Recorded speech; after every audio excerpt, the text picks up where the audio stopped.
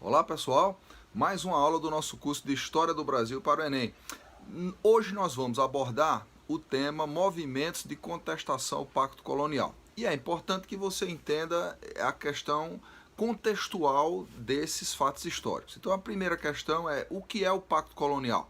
Nós apresentamos para você, quando fomos falar sobre a montagem do sistema colonial ibérico, notadamente lusitano, que esse sistema se baseava em algumas premissas. Por exemplo, monopólio comercial. A colônia só venderia seus produtos para a metrópole, sendo essa negociação feita pelos comerciantes metropolitanos. O que é que a metrópole vendia? A metrópole vendia os seus produtos manufaturados, então ferramentas, tecidos, bebidas, etc.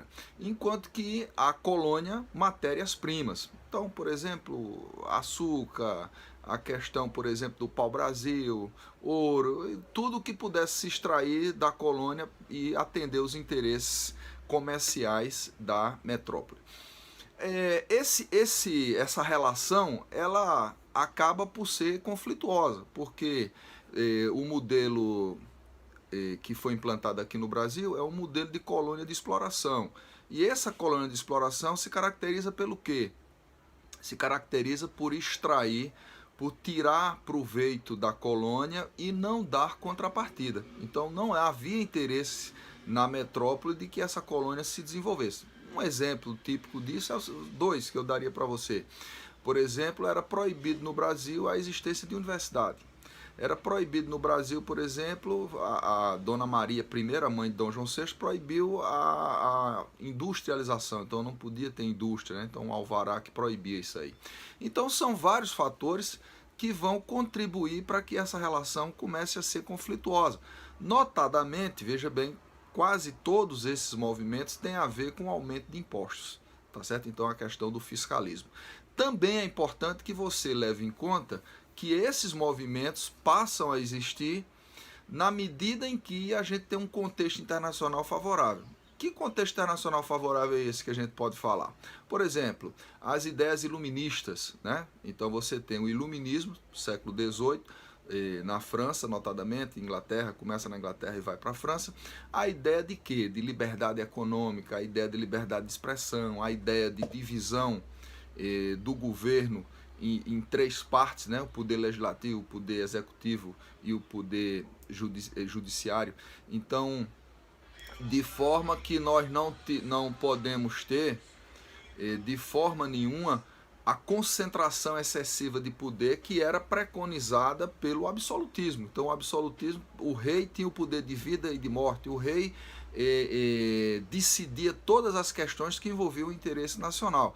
Então, o rei era poder executivo, poder legislativo, poder judiciário. Então, o cientificismo, né, a ideia, o enciclopedismo, então princípios iluministas que passam a influenciar, fazer a cabeça das pessoas. Então, muita gente aqui que era filho de empresários, filho de latifundiários, etc., iam estudar, por exemplo, em Lisboa, em Coimbra, iam estudar em Paris. Então essas pessoas travavam conhecimento, essas pessoas liam, essas pessoas conversavam, interagiam. O próprio Thomas Jefferson, que é um artífice da independência americana, por exemplo, trocou cartas, né, com alguns dos inconfidentes, por exemplo, aqui no Brasil.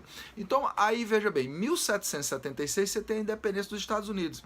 Então, é a primeira colônia americana a ficar independente, né, com a guerra de independência lá nos Estados Unidos, a publicação, por exemplo, da Constituição Americana, né, e princípios, né, de independência, de democracia, de construção, vamos dizer assim, de uma sociedade livre.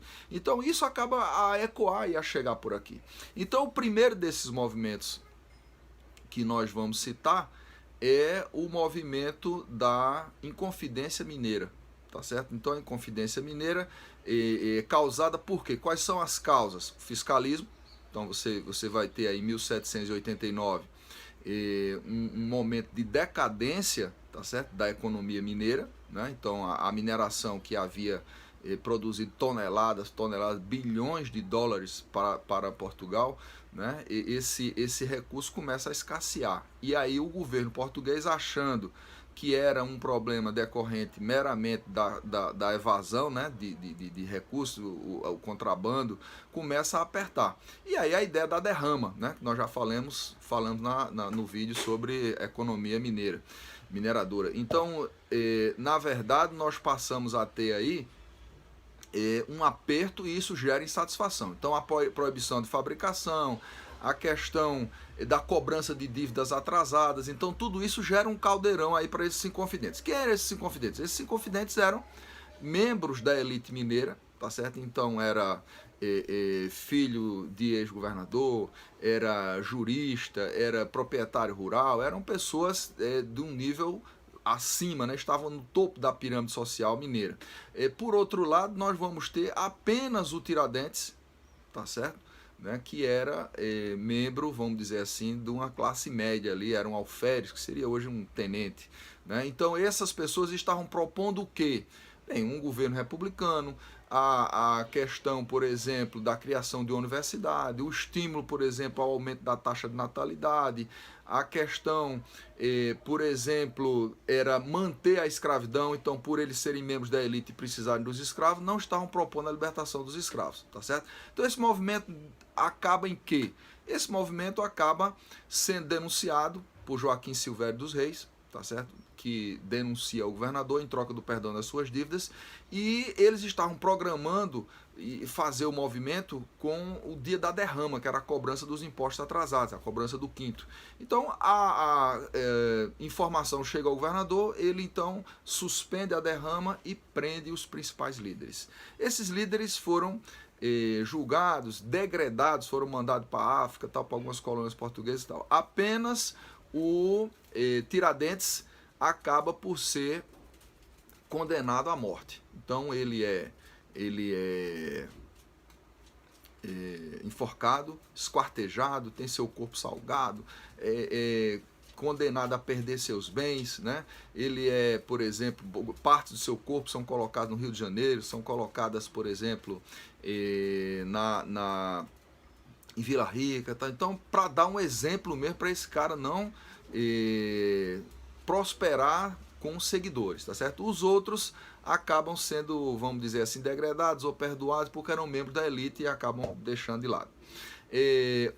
Outra questão importante aí é a influência da Revolução Francesa, tá certo? Então a conturbação, então chegam notícias da Revolução Francesa, embora menor. A influência maior no movimento mineiro é exatamente da independência dos Estados Unidos. Então 1789, ok? Então movimento sufocado, não prospera, e nós temos então esse que é o primeiro dos principais movimentos de contestação ao Pacto Colonial. Espero que você tenha entendido. Leia o capítulo, faça os exercícios, divulgue o nosso curso aí.